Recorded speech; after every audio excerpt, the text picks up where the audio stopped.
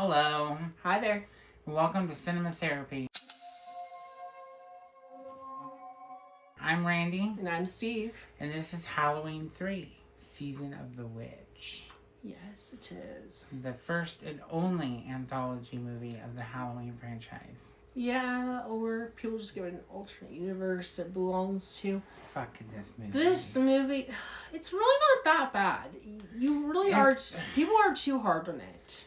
It's boring. It's not that boring. It's a little weird. It's not the best movie. I don't love it. In fact, I used to hate it. But I've watched this movie more times now, several more times, and the more I watch it, the more I think it's okay. And I think it's interesting, and I'll tell you why. This movie was originally written by John Carpenter, and he wanted to make this part of an anthology series about different Halloween-themed horror films before he wanted to do the Michael Myers thing that got popular with fans, obviously, because Michael Myers is the best. But this storyline, he got the idea, inspiration for this and The Fog kind of the same way. The Fog got inspiration from the Stonehenge, as well as the Stephen King book The Mist, and combined them into one movie. But he got this from the idea of the Stonehenge and the idea of the actual pillars. And he incorporated the Stonehenge into this movie directly. If I ever do The Fog again, I'll talk about how I got inspiration for that one again. But this movie is basically about these masks, Silver Shamrock, that are causing children to, on Halloween, if they watch this commercial, they basically die. They watch this flickering pumpkin and their heads turn into insects. It's about this guy in Cochrane who wants to, I forget his whole purpose, but he wants to somehow kill kids. It's really weird. But this movie is really weird, and it features this guy who is a doctor who has love affairs on his wife that's very annoying, played by Nancy Kyes, or Nancy Loomis, that you remember from Halloween or The Fog or Assault on Precinct 13.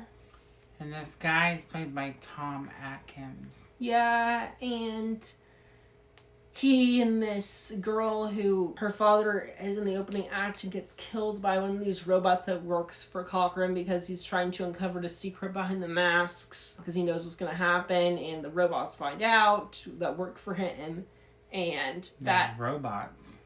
Yeah. They look like people, and they bleed frozen orange juice. It's just ridiculous.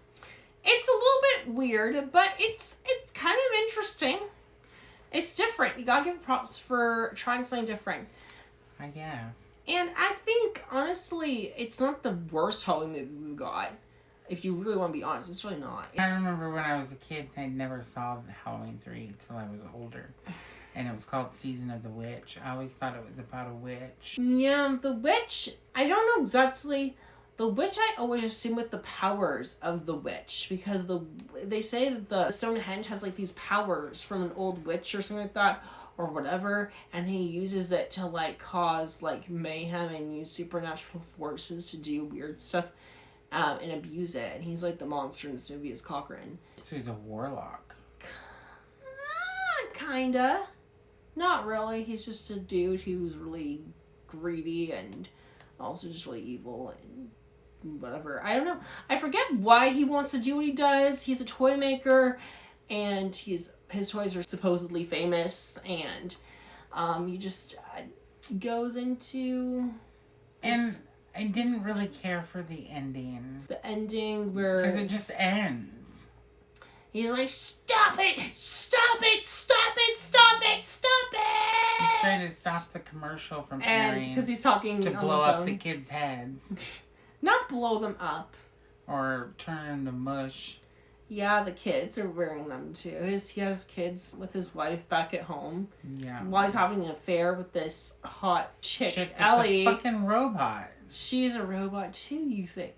Well, and then you wonder, is the whole thing made up? Is she not really related to that guy?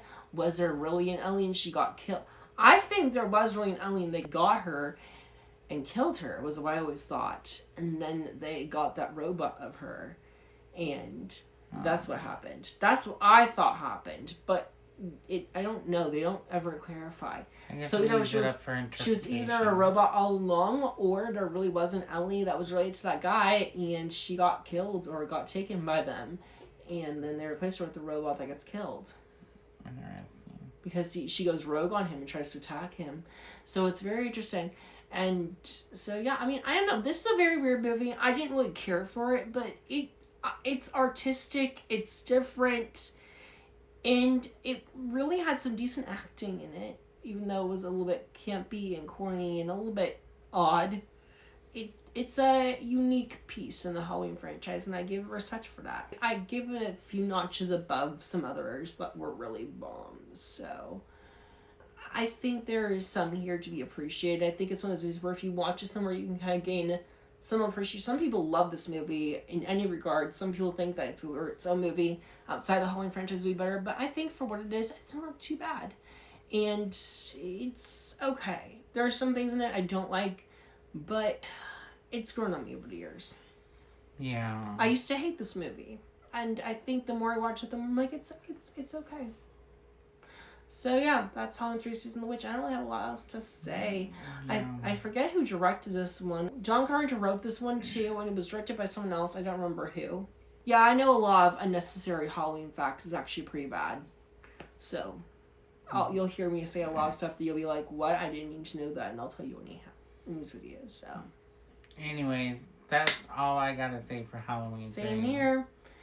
Doesn't really connect to anything. There's no plot points like in Halloween 2. I was just off the wall. There is no real talk about Halloween 2. It was like talking about how it set up the whole franchise and went into deep dive. This is just Halloween 3. It's by itself. It's alone. They do some references in the Halloween 2018 timeline by having those masks come back in a way where they're part of the Michael Myers universe.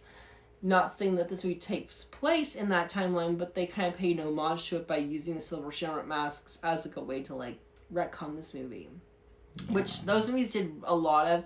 One of the things I found annoying about this movie is they kind of like retconned everything that other movies had done before and just recycled it. I do like those movies in some regards, but in some ways I feel like they're just copycat and unnecessary.